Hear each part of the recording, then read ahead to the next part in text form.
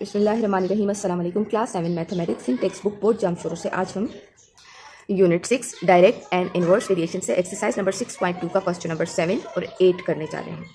अच्छा, इस एक्सरसाइज के जो पिछले क्वेश्चंस हैं उनकी मैंने वीडियो बना दी है और सेपरेट वीडियो मैंने बनाई है। हर वीडियो में मैंने दो क्वेश्चन को सॉल्व किया है और दो क्वेश्चन पे मुश्तमिल आपको सेपरेट वीडियो मेरे चैनल पर मिल जाएगी। डिस्क्रिप्शन में मैं लिंक भी दे दूँगी और यूनिट 6 के लिए मैंने एक अलग से प्लेलिस्ट भी बना के रखी है अपने चैनल पर, वहाँ पर भी आप जाकर इस एक्सरसाइज और यूनिट 6 के जो भी क्वेश्चन मैं करती जा रही हूँ, जो भी एक्सरसाइज मैं करती जा रही हूँ, सब आपको वहाँ पर मिल जाएंगे। सबसे पहले हम पढ़ लेते हैं स्टेटमेंट को कि ये क्वेश्चन हमने सॉल्व किस तरह से करने हैं।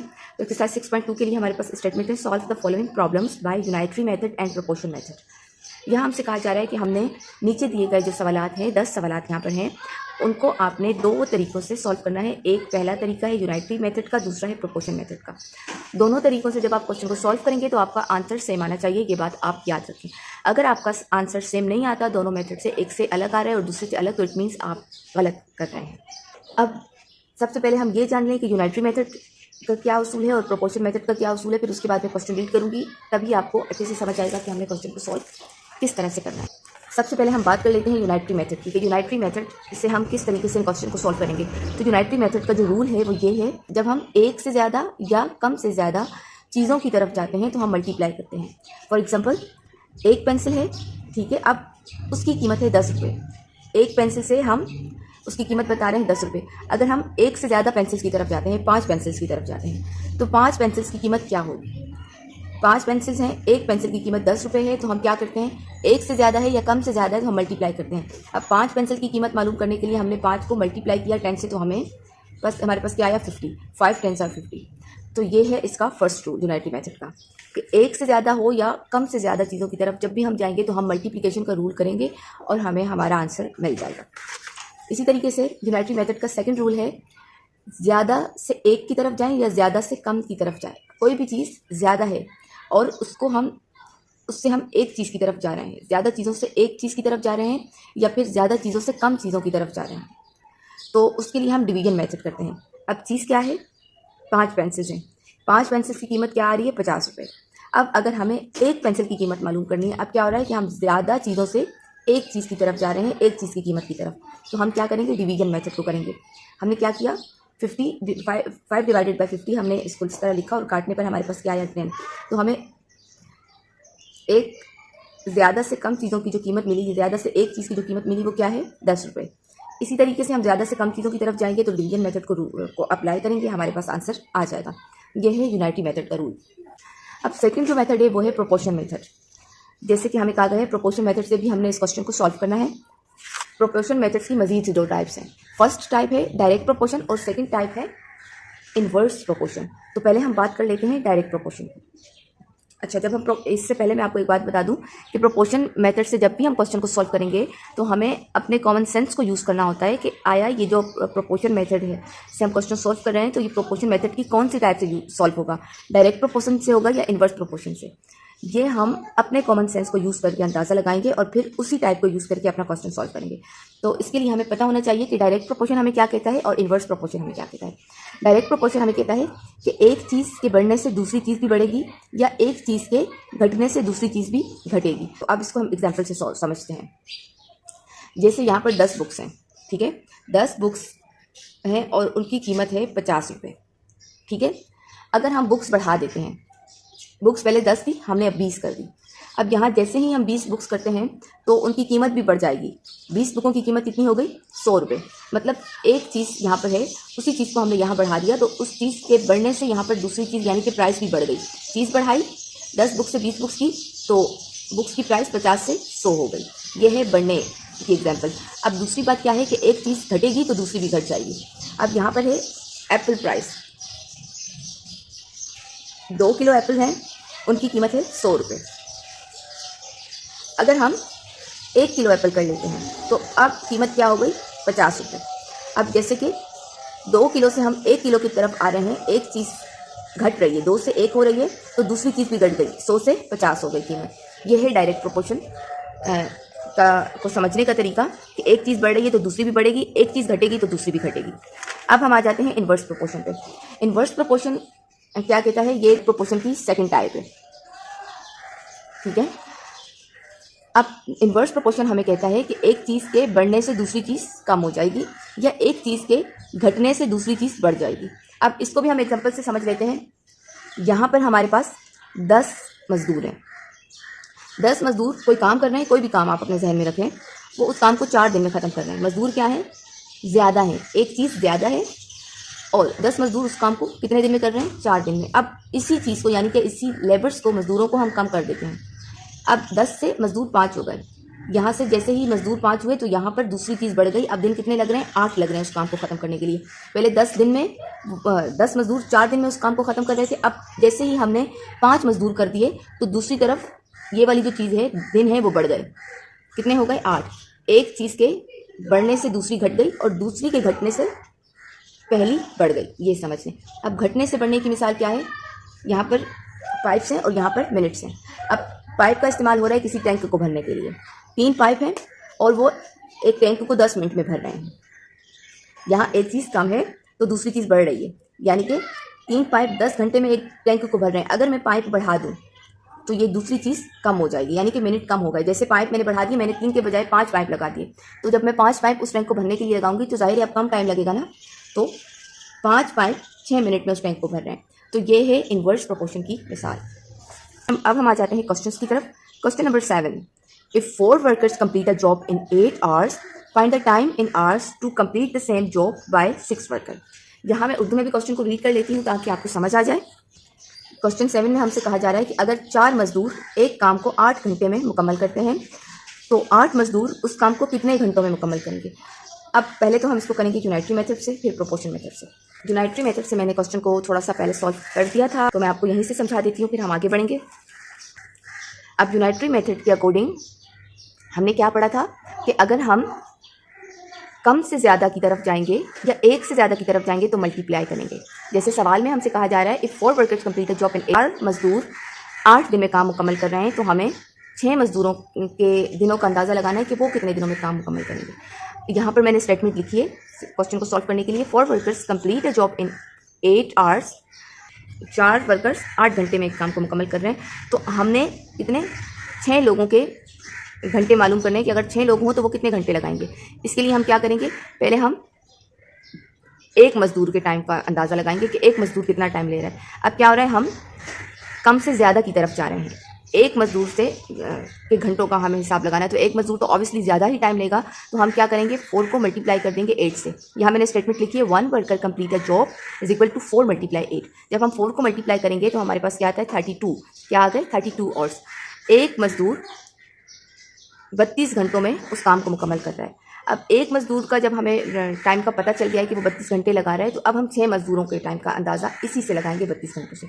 तो अब हम क्या कर रहे हैं, 32 घंटों से हम कम घंटों की तरफ आएंगे ना। 6 लोगों के काम, अब 6 लोग काम कर रहे हैं, तो हमने लिखा 6 वर्कर्स इक्वल टू 6 को डिवाइड कर देंगे 32 से, क्योंकि अब हम ज़्यादा से कम की तरफ आ रहे हैं। तो 2 के टेबल से डिवाइड हो जाएगा, 2 3 6 एंड 2 1 2 और 2 6 12। 16/3 मज़ीद डिवाइड नहीं हो सकता, सॉरी। तो अब यहाँ मैं क्या कर रही हूँ, रफ वर्क में मैं 3 को डिवाइड करती हूँ 16 से। 3 के टेबल में 16 तो नहीं आता, लेकिन 15 आता है। 3 5 15 एंड माइनस करने पर हमारे पास बच गया 1। 3 के टेबल में 1 नहीं आता, तो हम अपने आंसर को कैसे लिख देंगे, 5 एज अ होल नंबर, 1/3। तो अब यह आंसर इस तरह से हमारे पास आ गया है, क्योंकि मज़ीद यहाँ पर ये कट नहीं सकता था, तो हमने इसको किया है डिवाइड। अब हम बुक में अपने आंसर को मैच कर लेते हैं कि हमारा आंसर ठीक है भी या नहीं। ये है एक्सरसाइज नंबर 6.2 और हमने किया है क्वेश्चन नंबर 7। क्वेश्चन नंबर 7 का हमारे पास आंसर क्या आया है, 5 as a whole number 1/3 hours. तो यहाँ आंसर भी हमारे पास वही आया है। अब हम आ जाते हैं प्रोपोर्शन मेथड की तरफ। प्रोपोर्शन मेथड से ये क्वेश्चन किस तरह से सॉल्व होगा और प्रोपोर्शन मेथड की कौन सी टाइप से ये सॉल्व होगा, ये हमने खुद समझना है अपने कॉमन सेंस को यूज़ करते हुए, यहाँ वर्ड्स प्रॉब्लम को पढ़ते हुए। हमें क्या कहा जा रहा है, 4 लोग हैं 8 घंटे में एक काम को कंप्लीट कर रहे हैं। तो पहले मैंने लिख दिया वर्कर्स, काम करने वाले, और यहाँ मैंने लिख दिए आवर्स। कितने लोग हैं, 4 लोग हैं, और काम कितने घंटे में कर रहे हैं, 8 घंटे में। अब हम क्या मालूम कर रहे हैं, 6 लोग कितने घंटे में काम मुकम्मल करेंगे। यहाँ पर हमारे पास 6 लोग हैं, लेकिन हमें नहीं पता कि वो कितने घंटों में काम मुकम्मल कर रहे हैं, तो उसकी जगह हम लिख देते हैं x। यही x हमने मालूम करना है कि 6 लोग कितना टाइम लगाएंगे। पहले लोग कम थे, टाइम ज़्यादा लग रहा था, अब लोग बढ़ा दिए हैं तो टाइम कम लगेगा। तो इस तरह से हमें क्या पता चलता है कि ये क्वेश्चन कौन से मेथड से सॉल्व होगा, इन्वर्स प्रोपोर्शन से सॉल्व होगा, क्योंकि एक चीज़ के घटने से दूसरी चीज़ बढ़ जाएगी और एक चीज़ के बढ़ने से दूसरी चीज़ घट जाएगी। हमने ये वाला मेथड पढ़ा है। ये चीज़ बढ़ रही है ना, एक चीज़ के बढ़ने से ये कम हो जाएगी, ये घट जाएगी, दूसरी घट जाएगी। तो यहाँ पर मैं लिख भी देती हूँ ताकि आपको याद रहे कि हमने इस क्वेश्चन को सॉल्व किया है इन्वर्स प्रोपोर्शन से। अब इन्वर्स प्रोपोर्शन से जब हम क्वेश्चन को सॉल्व करते हैं तो एक बात आप अपने जहन में रखें कि ये जो फर्स्ट साइड होती है ना, इसकी राइट साइड, उसमें हम नीचे वाला पहले लिखते हैं और ऊपर वाला बाद में लिखते हैं। ये बात आप याद रखें। सिर्फ हम ये इन्वर्स प्रोपोर्शन से जब भी क्वेश्चन को सॉल्व करेंगे तो हम नीचे वाला पहले और ऊपर वाला बाद में लिखेंगे और फिर आगे चलेंगे। यहाँ मैंने लिख दिया 6 पहले लिखा, बढ़ी हुई चीज़ पहले लिख दी और घटी हुई चीज़ बाद में लिख दी। ये वाला एज इट इज़ उतार देंगे, यहाँ प्रोपोर्शन के साइन लगाकर इसको एज इट इज़ उतार देंगे। दूसरी साइड पर हम कोई चेंजिंग नहीं करते। अब इतना करने के बाद हमने क्या करना है, बाहर वाले को बाहर वाले से मल्टीप्लाई करेंगे और अंदर वाले को अंदर वाले से मल्टीप्लाई करेंगे। मल्टीप्लाई होगा x से, प्रोपोर्शन का निशान लगाएं या इक्वल टू का आपकी मर्जी, और 4 मल्टीप्लाई होगा 8 से, 4 मल्टीप्लाई 8। अब 6x आर 6x, प्रोपोर्शन का निशान आ गया। 4 8s आर 32। यहाँ तक करने के बाद अब हम क्या मालूम कर रहे हैं, यही x मालूम कर रहे हैं, तो इस x को हम यहाँ पर आइसोलेटेड कर देंगे और 32 एज इट इज़ नीचे आ गया। और ये जो 6 है यहाँ x के साथ मल्टीप्लाई हो रहा था, अब यहाँ से ये इस तरफ आ जाएगा तो डिवाइड हो जाएगा। x आइसोलेटेड करने के बाद 6 यहाँ पर आके डिवीजन में आ गया। अब हम इनको देखेंगे कि ये डिवाइड हो सकते हैं, हाँ हो सकते हैं। 2 3 = 6, 2 1 = 2, 2 6 = 12। इस 3 ने अपना 1 इसको दिया तो ये 12 हो गया और ये खुद 2 हो गया, इसलिए मैंने पढ़ा 2 1 = 2, 2 6 = 12। अब हमारे पास क्या आ गया, 16/3। अब 16/3 है ये मज़ीद कट सकता है, नहीं कट सकता, तो हम इसको क्या करेंगे, डिवाइड की फॉर्म में लिख देंगे। जैसे मैंने यहाँ पर लिखा था, बिल्कुल यही चीज़ है। 3 और डिवाइडेड बाय 16, तो 3 5 = 15, माइनस करने पर 1 बचा। मज़ीद डिवाइड नहीं हो सकता क्योंकि 3 के टेबल में 1 नहीं आता, तो हम किसको लिख देंगे, 5 एज अ होल नंबर, 1/3। ये है हमारा आंसर। हाँ, कितने घंटे लग रहे हैं। अब x हम मालूम कर चुके हैं। x हमारे पास क्या आ गया, यहाँ पर x हमारे पास आया है 16/3 भी हम कह सकते हैं, और हम ये भी कह सकते हैं 5 एज अ होल नंबर 1/3, दोनों ही कह सकते हैं। आंसर मैं आपको पहले चेक करवा चुकी हूँ। अब हम पढ़ते हैं question number 8। Question number 8, find the cost of 18 kilogram of potatoes if 6 kilogram of potatoes cost rate is 105। यहाँ मैं उर्दू में भी रीड कर लेती हूँ ताकि आपको अच्छे से समझ आ जाए।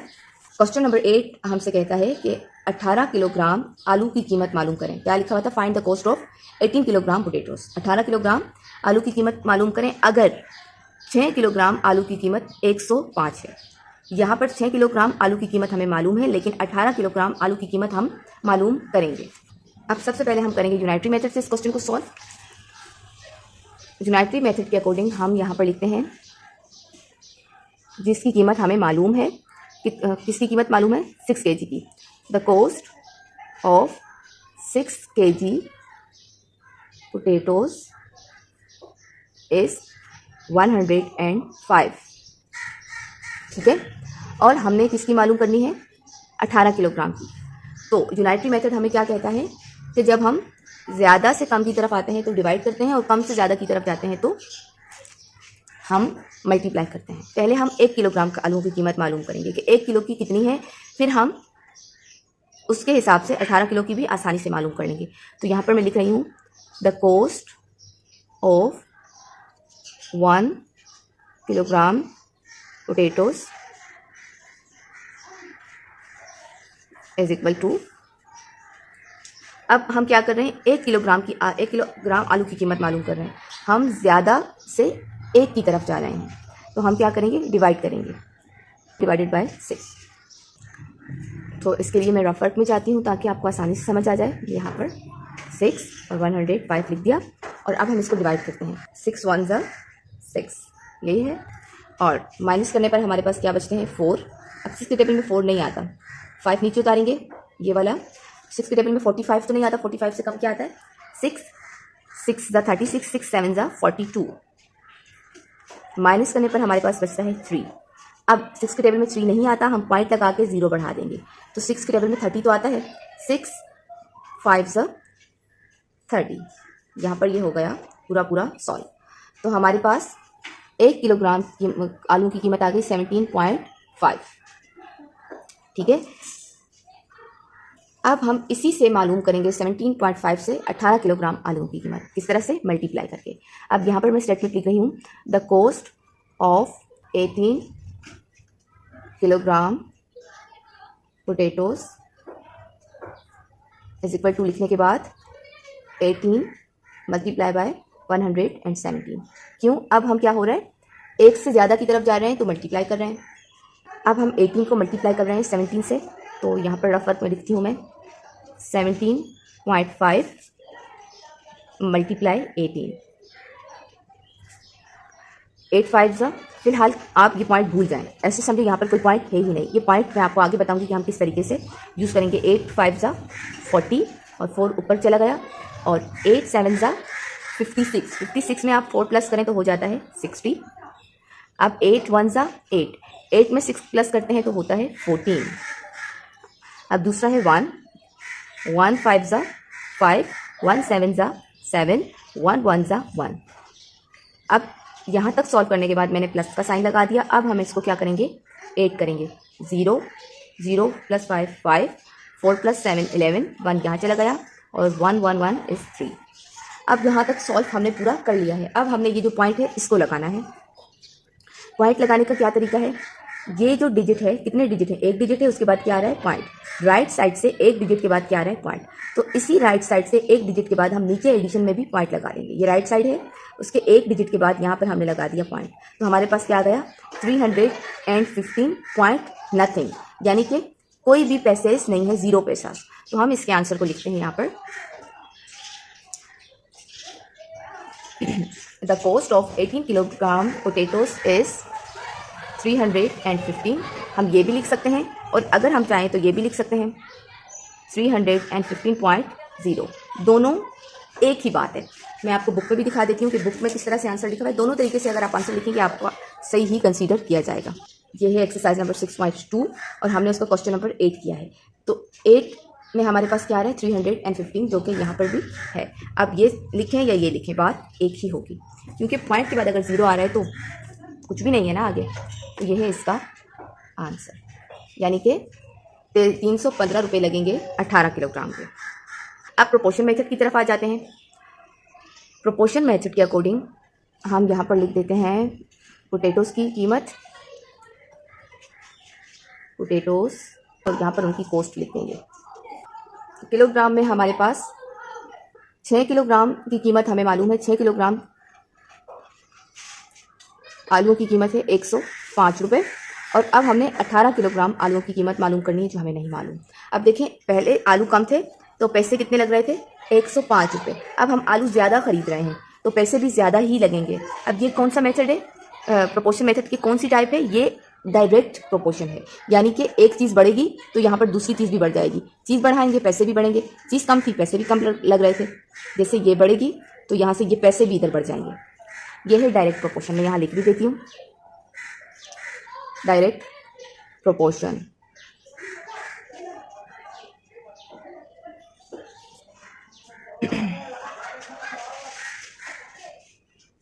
अब डायरेक्ट प्रोपोर्शन का जब हम क्वेश्चन सॉल्व करते हैं तो हम दोनों साइड को एज इट इज सी सीक्वेंस से उतार देते हैं, कोई चेंजिंग नहीं करते।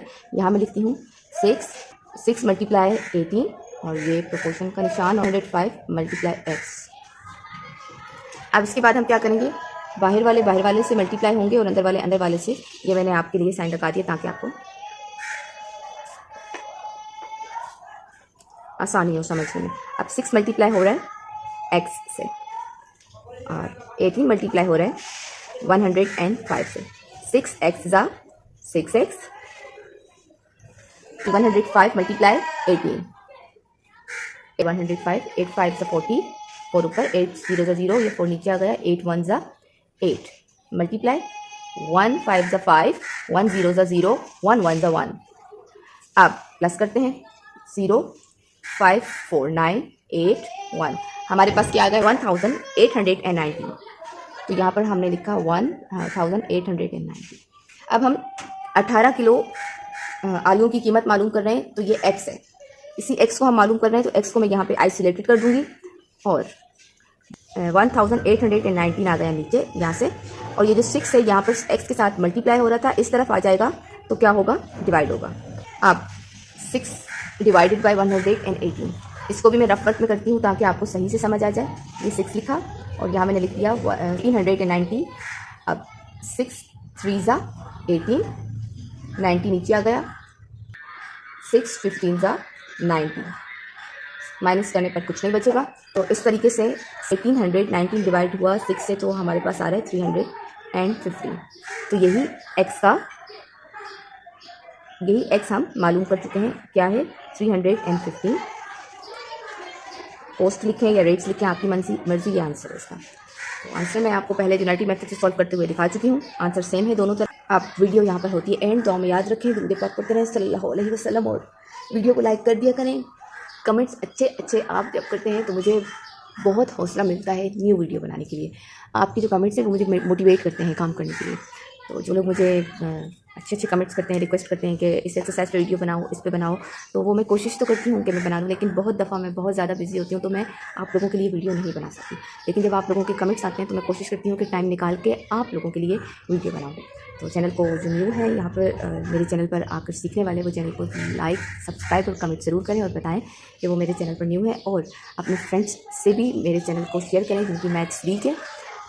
और अगर कोई टीचर मुझे देख रहा है तो वो अपने स्टूडेंट्स के साथ मेरे चैनल को ज़रूर शेयर करें, क्योंकि एज ए टीचर मुझे पता है कि हमारे पास बहुत कम टाइम होता है। जब हम क्लास में पीरियड्स ले रहे होते हैं तो हम बच्चे को एक क्वेश्चन सेपरेटली नहीं समझा सकते, और बहुत दफ़ा स्टूडेंट चूँकि होमवर्क जब हम देते हैं उन्हें समझ नहीं आ रहा होता, वीक होते हैं और वो होमवर्क नहीं करके आते, और टीचर के पास भी इतना टाइम नहीं होता कि वो हर एक्सरसाइज के पूरे क्वेश्चन को समझा सके बोर्ड पर। तो बेहतर होगा अगर वो मेरी वीडियो उनको शेयर कर दें या रिकमेंड कर दें, तो ना करने से बेहतर है कि वो देख कर ही सही कर लें। अल्लाह हाफ़िज़।